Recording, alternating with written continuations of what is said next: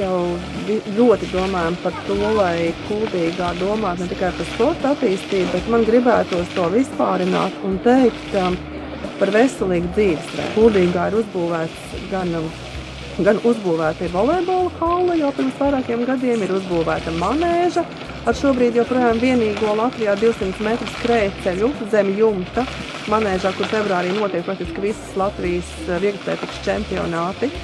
Un šobrīd mēs atjaunojam šo sportskolas ēku ar pārbasēnu. Mēs ieguldam finansējumu arī skolu, sporta zālēs, stadionos, arī mūsu pagastos. Mums ir Kuldīgas novadā arī pagastos 4 sporta zāles. Tā kā, jā, protams, mēs domājam, visi šī ieguldījumi viennozīmīgi nes atdevi un cilvēki ar sportu labprāt nodarbojas, bet ar ieguldījumiem infrastruktūrā, kā mēs zinām, vien nepietiek. Vajadzīgs arī dažādas tās aktivitātes.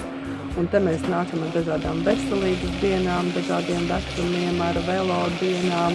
Sportistam noteikti ir jābūt lielai atdevei, lai sagatavotos, jo maratons, manuprāt, ir rakstura cīņa pašam ar sevīm. Tas ir ilgs laiks, kad tu vienkārši ņem līdz skrieni.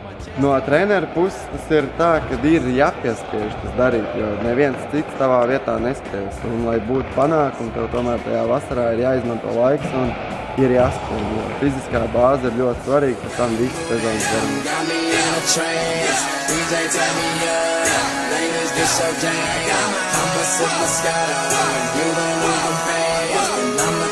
Money